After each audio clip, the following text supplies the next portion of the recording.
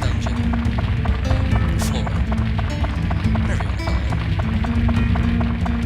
But I actually made it through without dying. This is amazing. Maybe I don't suck as much as I thought I did. No, that's a lie, I still suck. Just I learned from my mistakes.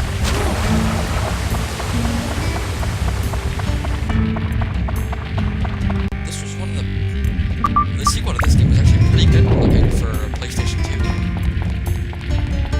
Like the cel-shaded textures. I hadn't seen anything in a PlayStation 2 game like that before, or maybe that's because I didn't play very many, but I don't know. Oh, cutscene! Aw!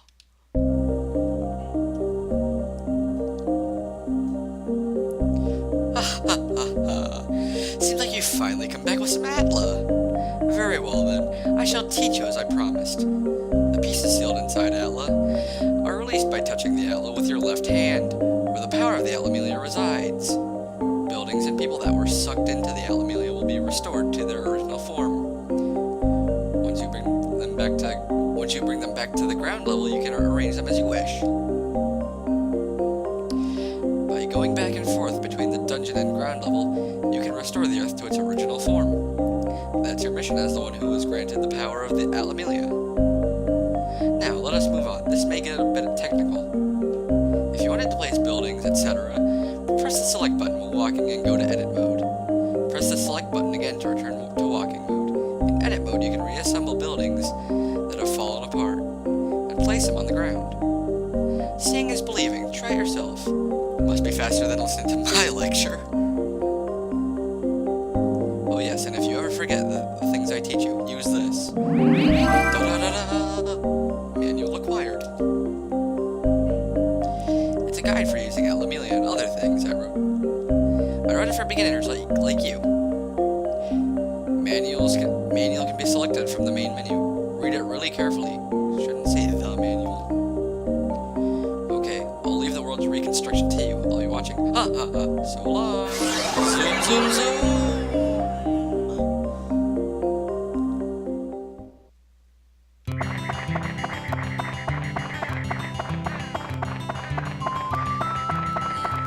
This game is in dire need of anti-aliasing.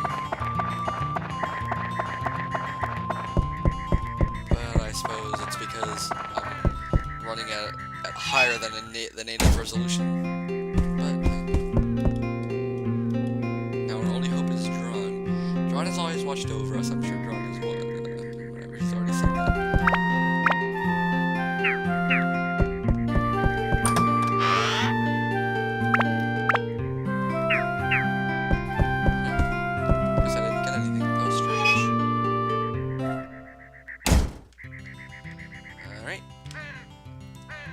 Back to the Divine Beast Cave.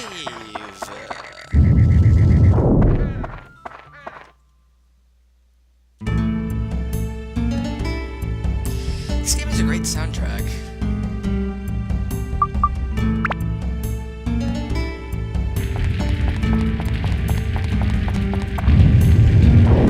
This is one of my favorite video game soundtracks.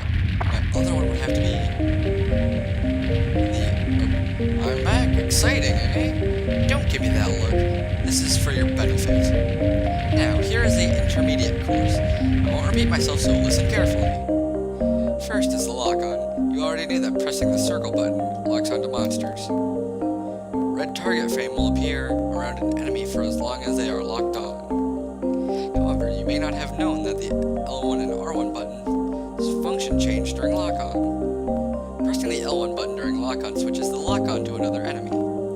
Pressing the L1 button repeatedly cycles through all of the enemies in your field of view. Next, pressing the R1 button activates your guard. Guarding allows you to defend against enemy attack. Don't forget that the guard function, it can save you in the heat of battle. Also, did you know about the attribute change function for your weapons? This changes weapons elements attributes. There are 5 attributes: fire, ice, thunder, wind, and holy, but everything changed when the Fire Nation attacked. Many monsters are vulnerable to a specific attribute. To change a weapon's attribute, use the Attributes or Customize command in the weapon's menu and change it there.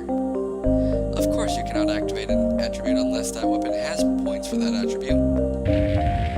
What do you think? Easy, huh? Don't want to fry your noodles, so that's enough for info for this time. Stop calling me. Did you just call me stupid? Jerk. Good luck to you, boys. See you soon. Zoom, zoom, zoom.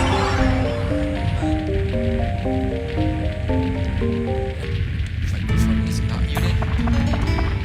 On to floor 3 of the Divine Beast Cave. Hold on, Bat.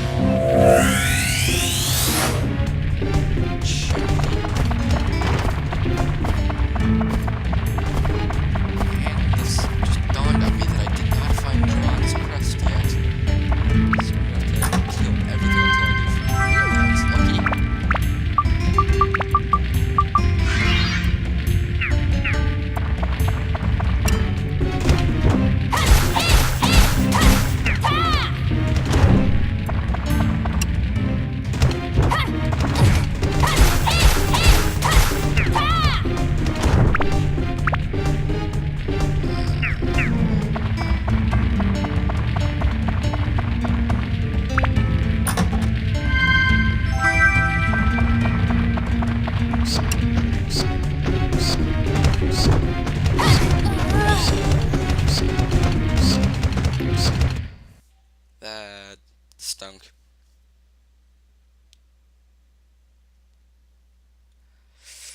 I really am terrible at this game. Well, time to see what I can do.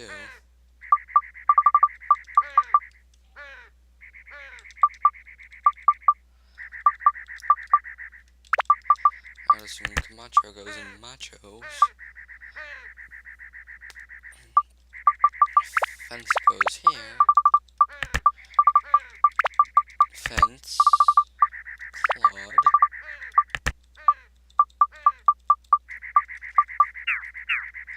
And I guess that's it for now.